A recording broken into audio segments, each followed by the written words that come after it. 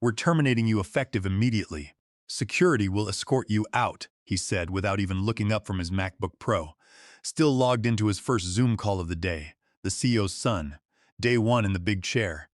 Me, Chuck Patterson, 55 years old, watching this kid who I'd taught how to read financial statements try to end my career with a script. No handshake, no explanation. Just a trembling HR rep standing behind him, like she was watching someone defuse a bomb with a butter knife. The ink on his promotion paperwork was still wet, and he was already playing executioner. Bradley Patterson Jr. had his designer haircut perfectly styled, his Stanford MBA diploma freshly framed on the wall, and his disruptor confidence inflated like a balloon at a kid's party. He didn't ask questions. He didn't even blink. Just read the line off his tablet, word for word. You could tell someone coached him, probably his father or some expensive consultant or the mirror in his corner office bathroom. I didn't flinch or argue. I stood up, adjusted my jacket, and handed over my badge with the kind of calm you learn after 28 years in logistics and 6 years in the Navy before that. He thought he was firing me. Thought this was his big move to modernize Anchor Point Logistics. All I said was, "I want to do this right. Tell your father the board meeting in 3 hours should be interesting." Then I walked out, past the silent HR rep, past the security guard who looked more confused than concerned, past the framed photo of the founding team in the lobby that included me standing right next to Bradley Sr. when we opened our Chicago headquarters back in 1996. And hey, while I've got you here, if this already feels like the kind of corporate chaos that makes your blood boil, do me a favor. Hit that subscribe button and give it a like. Not because I'm desperate, but because it really helps the team keep digging up these stories and showing what really happens behind those glass doors. You'd be surprised how often the person getting fired is the one holding all the cards. Now, back to our regularly scheduled takedown. 3 hours. That's how long Junior had between his first firing and his first legal nightmare. In that time, I imagine he celebrated. Maybe posted something on LinkedIn about tough decisions for digital transformation or streamlining operations for the future. Hell, he probably had the hashtags ready. Leadership, innovation, next gen, or whatever buzzword his personal brand consultant told him to use. Meanwhile, the board packet had already gone out. Section 12B, titled plainly Emergency Succession Protocol, buried in the original shareholder agreement like a landmine nobody expected to step on. Written by me, reviewed by our legal team, signed by every investor who thought it would never matter. But what happens if leadership goes completely off the rails? The answer: if an executive is terminated without a formal board vote and that termination is initiated by someone with no equity stake, then all interim authority gets suspended immediately. The board has to meet within 4 hours. Voting power goes straight to the majority shareholder, me. Because while Junior was probably drafting his victory speech, I was activating that protocol, dated, signed, time-stamped, and hand-delivered to every board member, investor, and general counsel tied to Anchor Point Logistics. Unlike his termination memo, mine came with a certified return receipt. He thought I'd go quietly. What he didn't know was that I never built my position at this company to be visible. I built it to be bulletproof against people exactly like him. Entitled, impatient, handed authority like it came with the family name. There's a reason my ownership percentage doesn't appear in the glossy company brochures or on the leadership page of our website. I was the foundation under the building, the backup plan in the filing cabinet, the guy you called when the lawyers were circling and the competition was trying to poach our biggest clients. I never wanted the spotlight. I wanted security, stability, and equity. God, the equity. While they were naming conference rooms, after the founders' grandkids and giving out plaques to people who'd been here 18 months, I was taking payment in percentages. Half a point here, a full point there. Stock options instead of bonuses. Voting shares instead of fancy titles. Every time we closed a major deal or brought in a new investor, I negotiated another slice. Quietly, methodically. I didn't play poker. I built the table and printed the cards. It started back when Anchor Point was 3 folding tables, a whiteboard, and Bradley Sr. thinking compliance was something you could handle with a handshake and a smile. He was a visionary, sure. The kind who could see the future of supply chain management but couldn't remember if we'd paid the electric bill or accidentally sent $50,000 to the wrong vendor. I stepped in, organized everything, stabilized our operations, and secured our contracts. For my trouble, he offered me a VP title and a corner office. I declined, asked for equity instead. "You'd rather own the foundation than sit in the penthouse," he joked. "Exactly," I said. By year 7, I was sitting on 18%. By year 15, 35%. The CFO left in a screaming match over budget allocations. I picked up his 15% at a steep discount. He needed cash fast. Divorce lawyers don't work for free. When Bradley Sr.'s brother tried to sue us for patent infringement and failed spectacularly, he wanted to settle privately. I took his remaining 22% stake in exchange for a bulletproof NDA and his promise to never contact our clients again. 72%. That's where I landed quietly. No fanfare, no press releases, just majority ownership filed properly with the Delaware Secretary of State. Nestled inside that ownership was Section 12B, a clause nobody bothered to read because we'd never needed it. The section said that if a non-equity executive ever terminated a founding team member without board approval, all executive powers would be suspended pending shareholder review. I wrote it after Junior's cousin tried to fire half our warehouse staff during a budget tantrum 13 years ago. That was the last time anyone touched authority they hadn't earned. Until today.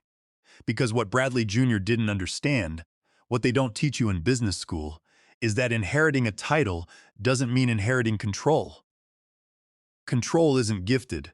It's not on your business card or your office nameplate. It's in the contracts, in the fine print, in the protocols written during late-night calls with paranoid investors who wanted to know what would happen if someone's unqualified kid got promoted to CEO.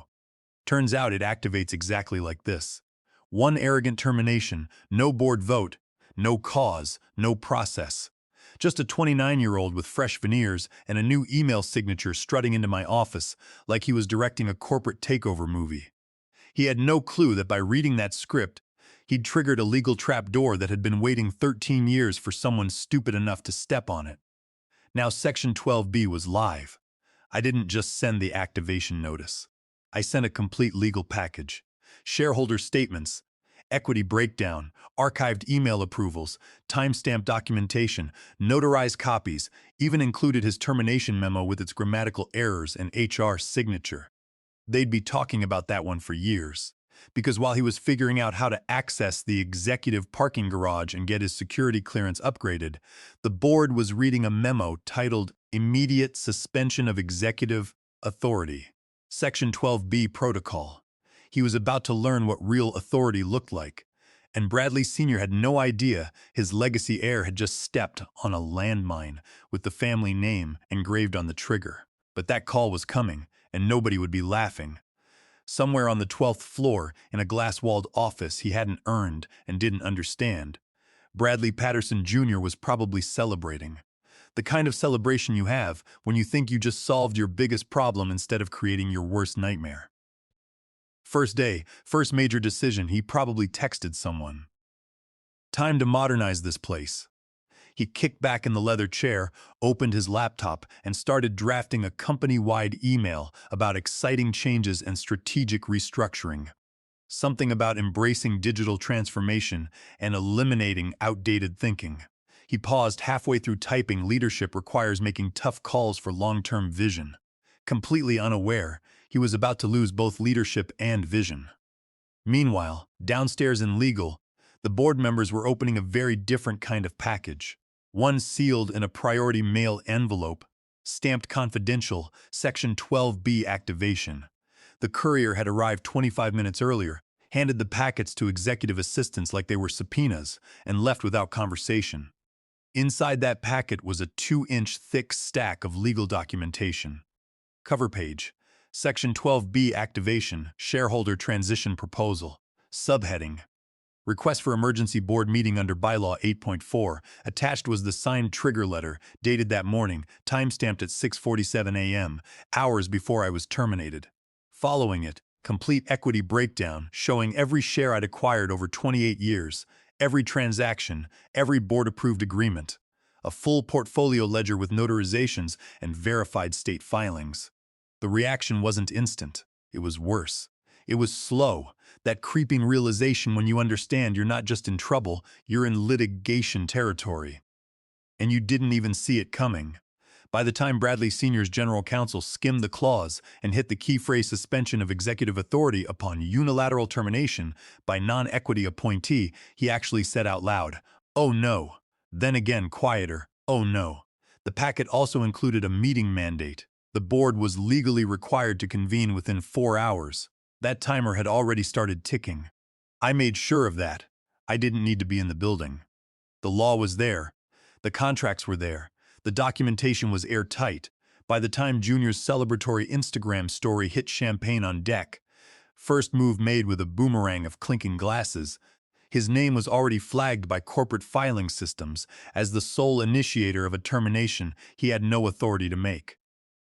Meanwhile, across the city and in 2 time zones, the board members were canceling lunch meetings, skipping golf tournaments, and calling their assistants to clear afternoon schedules. They weren't happy. They were trapped, because once Section 12B activates, it's not about office politics anymore. It's about fiduciary duty, voting rights, SEC compliance, personal liability. Their names were on filings they hadn't reviewed in years. This wasn't some family spat.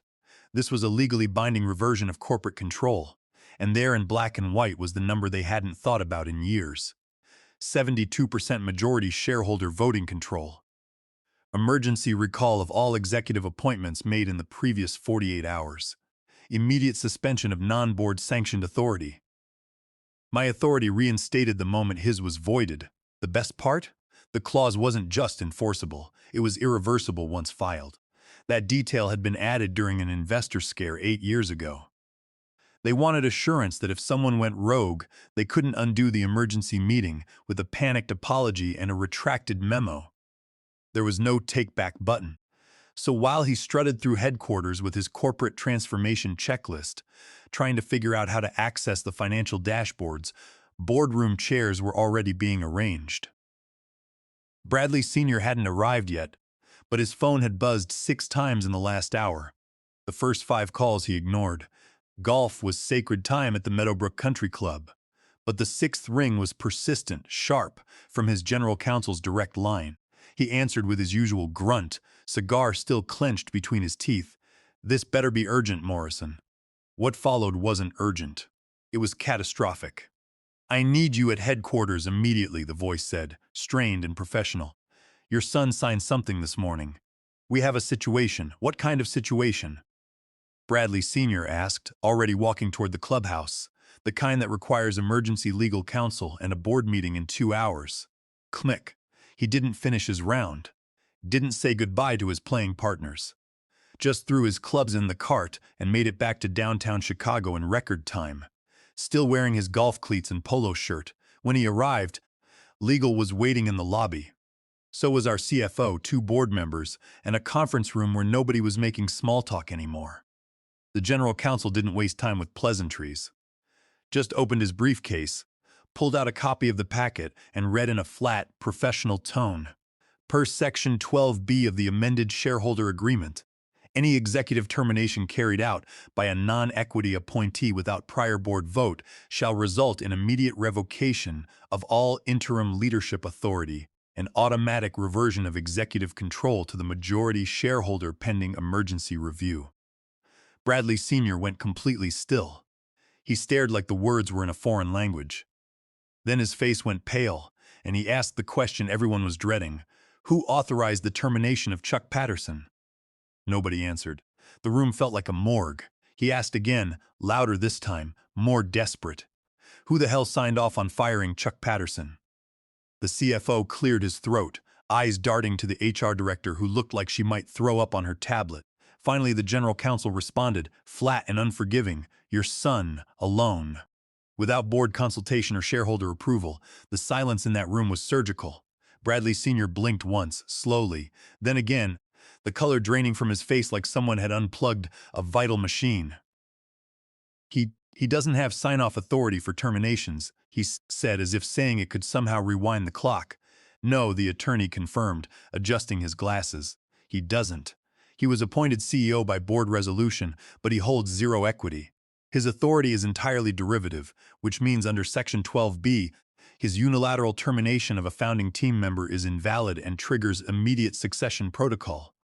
Bradley Sr. ran both hands through his silver hair, pacing now, muttering under his breath. Then louder, "This is a misunderstanding. I'll talk to him. We'll retract the termination." The lawyer didn't let him finish. "There is no retracting this. The protocol is active." Paperwork was filed before the termination was executed, time-stamped, notarized, and distributed to all stakeholders. "You have exactly 2 hours before the emergency meeting begins." "But he's my son." Bradley Sr. tried, voice breaking slightly. "He's not a shareholding member of this board," the attorney cut him off.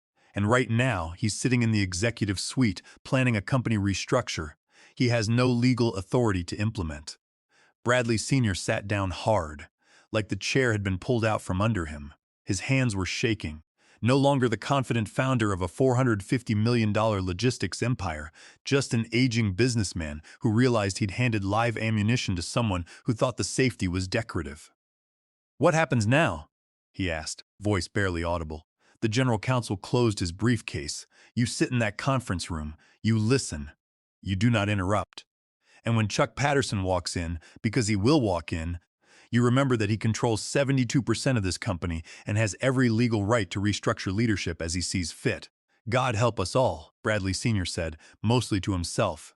As he stood slowly, painfully, you could see the reality hit him like a physical blow. "He never gave me power. I'd taken it, one carefully negotiated contract at a time. Over 28 years of building something he thought belonged to his family name. At exactly 2:58 p.m., I walked back into Anchor Point Logistics, same building, same marble lobby with the company timeline etched into the wall, but everything had changed. The security guard who'd escorted me out 3 hours earlier now nodded respectfully and held the elevator door. The receptionist who'd avoided eye contact during my termination walk now smiled genuinely and said, "Conference room A, Mr. Patterson. They're all waiting for you." I took the elevator to the 12th floor, walked past Junior's corner office where he was frantically making phone calls, probably to his Stanford classmates asking how to pivot out of a hostile takeover, and opened the conference room door at exactly 3 p.m. Every board member was there, 8 faces, some pale, some resigned, all understanding they were about to witness a corporate execution. Bradley Sr. sat at the far end, looking like he'd aged a decade in the last hour. His golf shirt was wrinkled, his usually perfect hair disheveled. The man who'd built a logistics empire from nothing now looked like someone who just realized he'd accidentally handed the keys to a stranger. I didn't sit down immediately. I opened my briefcase with the same calm precision I'd learned in the Navy, placed a single document on the polished conference table, and spoke clearly to the room.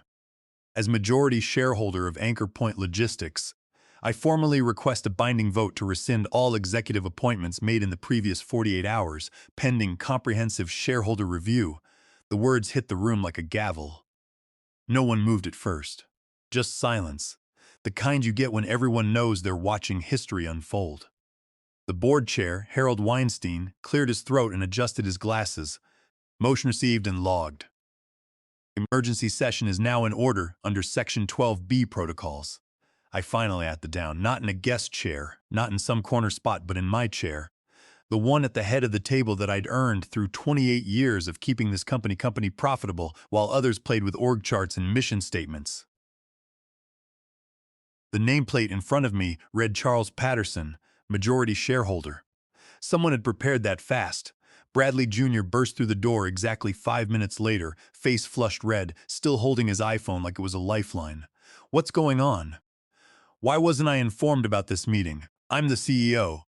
I looked at him directly for the first time all day. Really looked at him. This kid who I'd taught how to read P&L statements, who'd sat in my office asking questions about freight coordination, who'd called me Uncle Chuck until he got his MBA. "Because you don't have the authority to call emergency board meetings," I said calmly. "You never did." That's when it hit him. Really hit him. The termination he'd been so proud of, the power move he thought would define his leadership legacy, had triggered the one thing that could remove him completely. He'd fired the majority shareholder of his own company. The color drained from his face like someone had pulled a plug. But, but I'm the CEO. The board appointed me, he stammered, looking around the room for support that wasn't coming. Harold Weinstein spoke up, his voice gentle but firm. Bradley, your appointment was conditional and derivative. You hold no equity stake, which means under our corporate bylaws, specifically Section 12B, your unilateral termination of a founding member triggered this review. This is ridiculous, Junior said, his voice getting higher. Chuck, you can't seriously want to destroy everything my father built. I leaned back in my chair. Your father didn't build this alone, he built it with partners. I'm one of those partners. And partners don't get fired by their junior employees. The vote was called.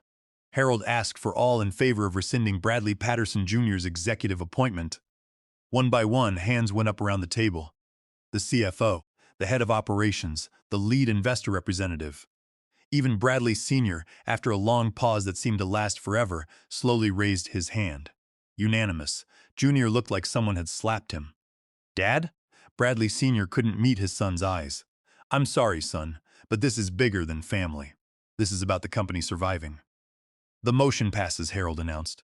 Bradley Patterson Jr.'s appointment as Chief Executive Officer is hereby rescinded, effective immediately. Junior stood there for another 30 seconds, probably thinking someone would change their mind.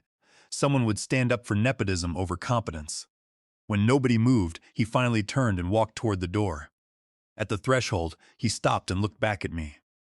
This isn't over, he said, trying to sound threatening. Yes, it is, I replied. And it was by 4:30 p.m. I was back in my office. Not a new office, not some consolation prize corner space, but my original office. The one I'd occupied for 15 years before they moved me to make room for Junior's innovation lab and foosball table. The nameplate was already back on the door. Charles Patterson, Chairman and CEO.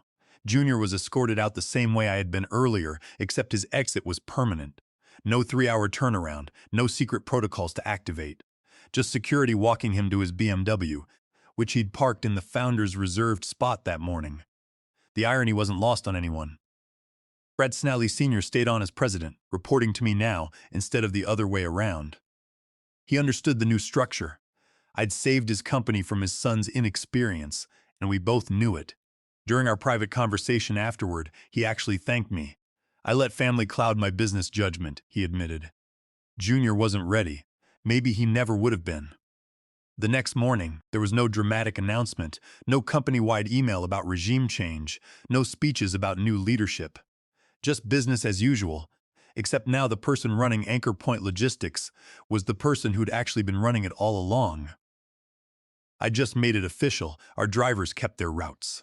Our warehouse staff kept their jobs. Our clients kept getting their shipments on time. The only thing that changed was that decisions were being made by someone with 28 years of logistics experience instead of someone with 28 days of MBA theory. Sometimes power isn't loud or flashy. It's patient, strategic, and impossible to fire. Sometimes the person you underestimate is the person who built the very ground you're standing on. And sometimes, when entitled leadership finally meets earned authority, justice is served quietly, legally, and permanently. Scooster if you want. Stories about what really happens when corporate nepotism crashes into corporate reality. Trust me, you'd be surprised how often this plays out in America's boardrooms.